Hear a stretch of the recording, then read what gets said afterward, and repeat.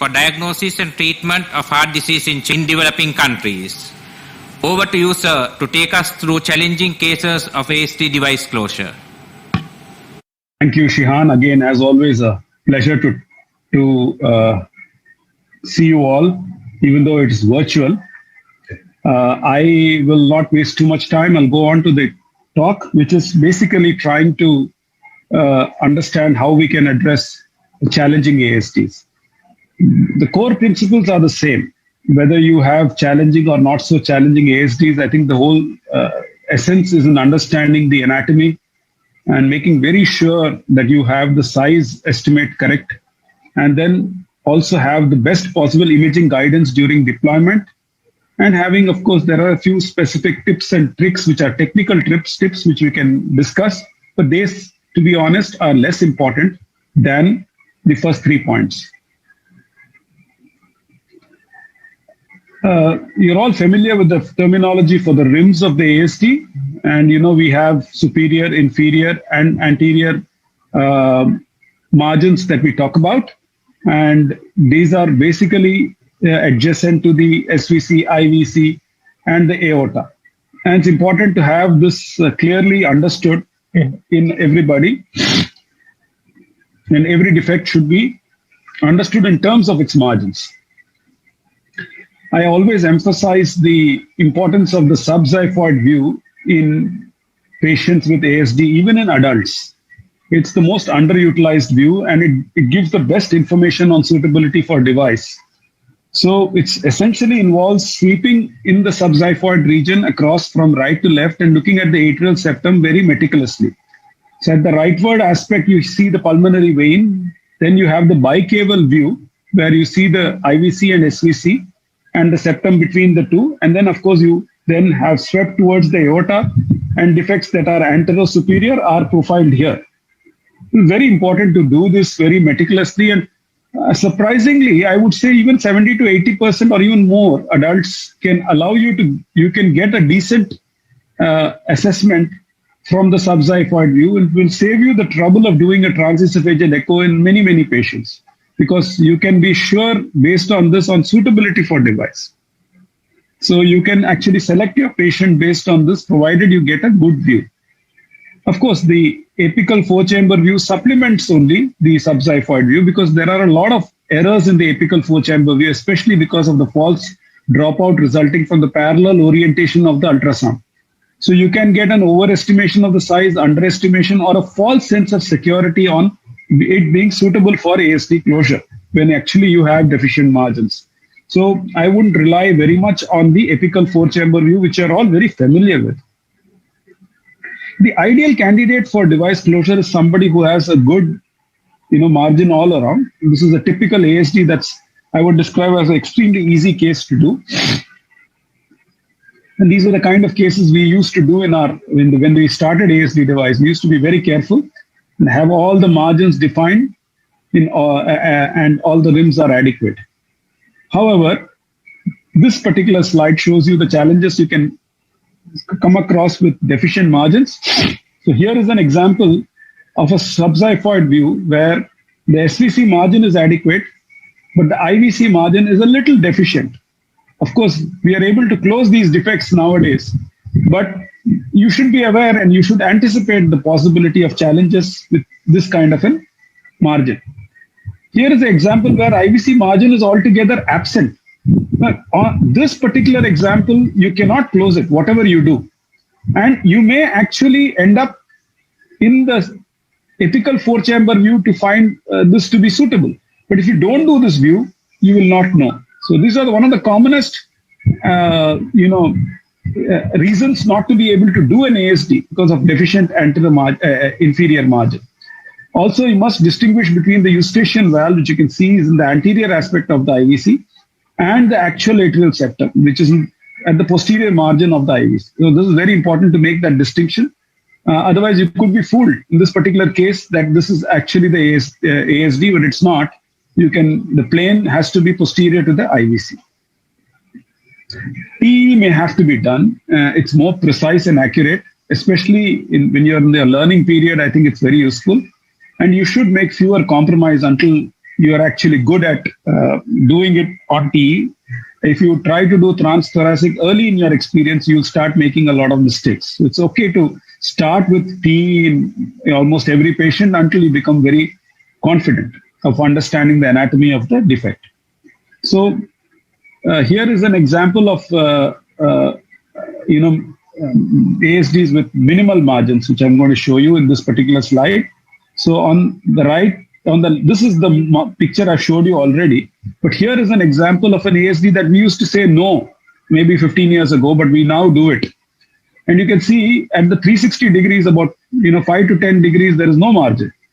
Elsewhere, the margins are deficient, yet we can venture into closing such defects even today because we've understood these margins better and we have some tips and tricks that we can use. So here is an example which I'm showing you. The posterior margin is very, very deficient here.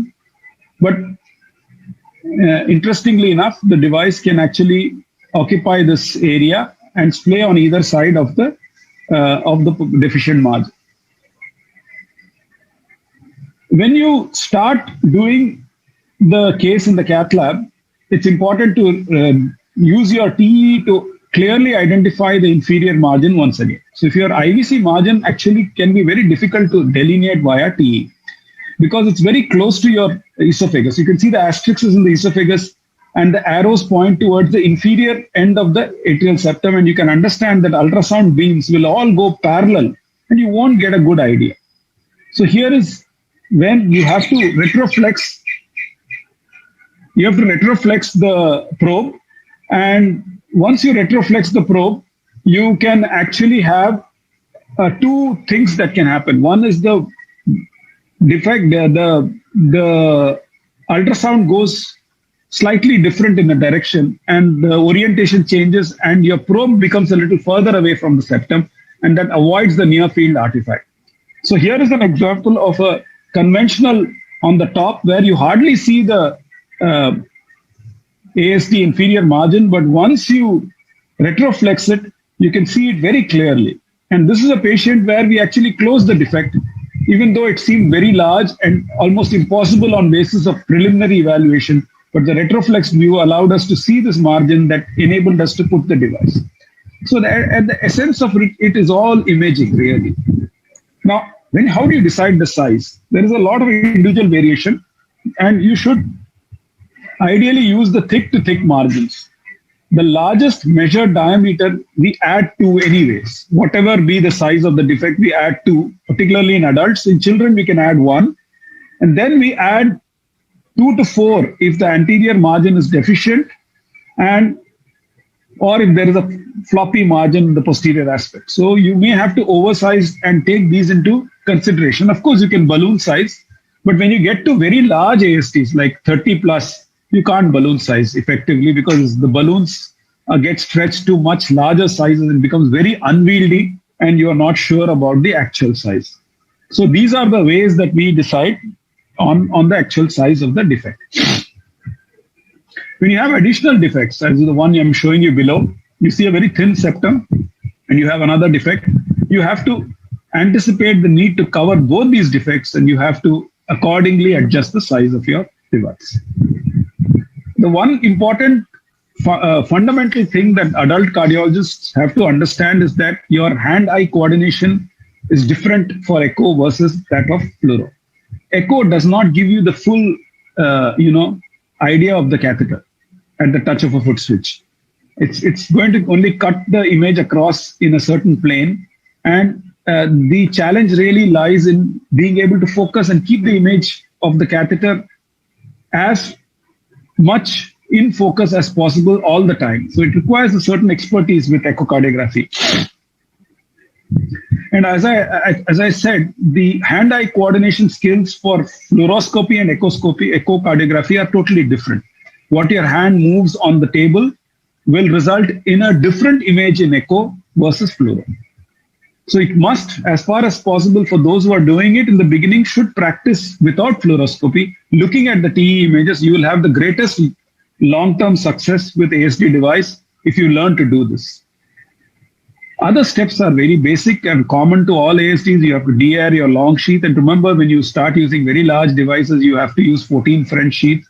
And those sheaths are very, very, very vulnerable to air embolism because the hub of the sheath can house a nice big air bubble that can go into the coronaries and produce significant problems. So you have to de-air meticulously. Of course, you should use echocardiography to guide deployment. And then you can try a few other tricks and tips, but you must have very thorough imaging prior to release. So one of the things that you face is that the device doesn't align itself and it keeps slipping, which with ASD particularly happens when your anterior rim is deficient. And this picture shows it that it keeps slipping out of the aorta before your device can form. So the one way you can avoid it is to use the new cable that has come with a Applatzer device called the Prevasio cable, which has a flexible transition section that tends to orient the ASDs beautifully towards perpendicular to the effect, and it works very well. Another important thing is that you should try and see if you can deploy the right atrial disc. What should happen is that the left atrial disc should not come out, but before it can come out, your right atrial disc should get deployed. Now, this will enable the device to sit in the septum. So there are 2-3 ways of doing it. One is, of course, you release it very rapidly, and this is for people who have been doing lots of ASDs and they have the hand-eye coordination. They're able to quickly make the adjustments in the hands based on the images that they see, and you can do that. Or you can entrap the device in the pulmonary vein. This is a very good technique when your defect is very large and your device is also long because it gives you enough light.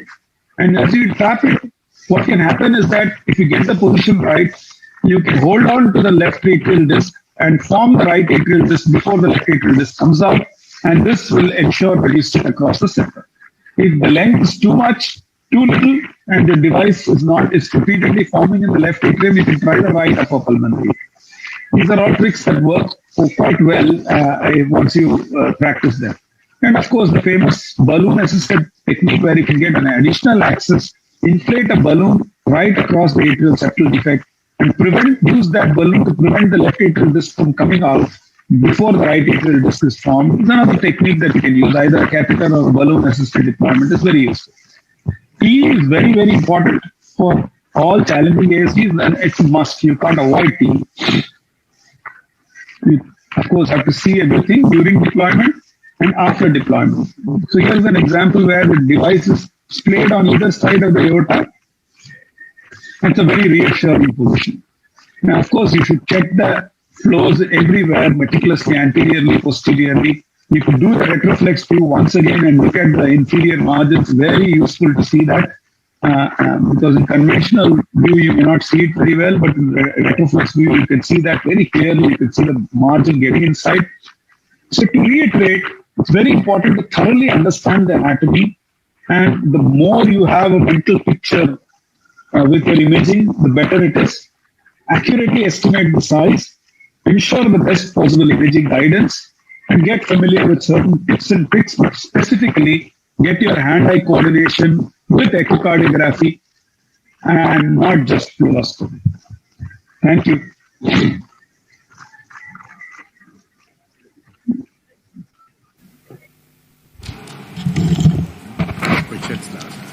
Thank you, sir, for taking us through that difficult ASD closures. We'll have the questions for the last. Next speaker is